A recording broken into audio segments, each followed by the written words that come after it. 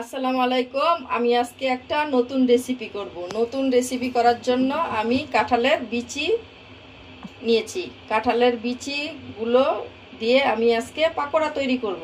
পাকোড়ার জন্য বিচিগুলো ছিলে নিয়েছি। এখন বিচিগুলো পাটায় থেতলিয়ে নিব। এখন দেখিয়ে দিচ্ছি বিচিগুলোকে কিভাবে পাটায় থেতলিয়ে নিতে হবে। বিচিগুলোকে ভালো করে ধুয়ে আমি পাটায় এইভাবে থেতলিয়ে নিচ্ছি। এই যে বিচিগুলো এভাবে থেতলিয়ে নিতে হবে, এর চেয়ে বেশি থেতলালে ভালো লাগবে না। কাঁঠালের বিচিগুলো থেতলিয়ে নেওয়ার পর এখন আমরা দেখিয়ে দিচ্ছি এগুলোর মধ্যে কি কি দেওয়া লাগবে। এখানে নিয়েছি আমরা মরিচ কুচি, ধনিয়া পাতা কুচি। ধনিয়া পাতা আমি বিলাতি ধনিয়া পাতা নিয়েছি, কারণ আমার কাছে ওই ধনিয়া পাতা ছিল না। আপনারা চাইলে ওই ধনিয়া পাতাও নিতে পারেন। এখানে নিয়েছি মরিচ, টেস্টিং সল্ট, পরিমাণ মতো লবণ, একটু হলুদ আর গরম মশলার গুঁড়ো, 3 টেবিল চামচ কর্নফ্লাওয়ার, 4 টেবিল চামচ চাউলের গুঁড়া, পরিমাণ মতো পেঁয়াজ কুচি।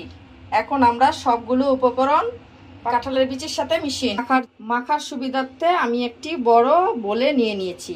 এখন দিয়ে দিব পেঁয়াজ কুচি, কাঁচামরিচ কুচি, ধনিয়া পাতা, বিলাতি ধনিয়া পাতা কুচি, গরম মশলার গুঁড়ো, মরিচের গুঁড়ো, হলুদের গুঁড়ো, পরিমাণ মতো লবণ, স্বাদের জন্য টেস্টিং সল্ট। আপনারা চাইলে স্কিপ করতে পারেন। কর্নফ্লাওয়ার, চালের গুঁড়ো। এখন চালের গুঁড়োটি ভালো করে মিশানোর জন্য আমরা একটু পানি মিশিয়ে নিব। পরিমাণ মতো অল্প অল্প করে পানি মিশিয়ে নিচ্ছি।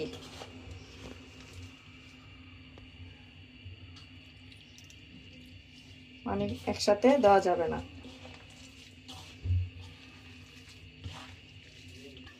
ভালোভাবে মেখে নেওয়ার পরে আপনারা বুঝতে পারবেন পাকোড়াগুলো এভাবে যাতে শক্ত হয়ে লেগে থাকে। আমার পাকোড়াগুলোর জন্য আরও কিছু চালের গুঁড়ো আর কর্নফ্লাওয়ার দিয়েছি। আপনারা আপনাদের পরিমাণ মতো বুঝে দিয়ে দিবেন। ভাজার জন্য এখন আমরা পরিমাণ মতো তেল দিয়ে দিচ্ছি। তেলটা গরম হওয়ার পর আমরা আস্তে আস্তে পাকোড়াগুলো ছেড়ে দিচ্ছি।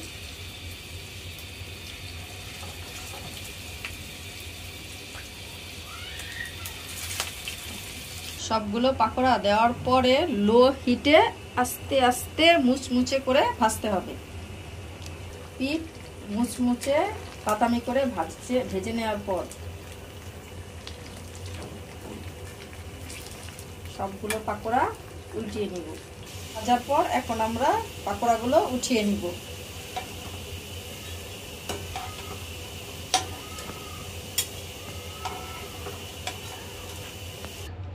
তৈরি হয়ে গেল আমার মজাদার কাঁঠালের বিচির পাকোড়া, সসের সাথে পাকোড়া। আপনাদের যদি ভালো লেগে থাকে তাহলে লাইক এবং শেয়ার, কমেন্ট করতে ভুলবেন না।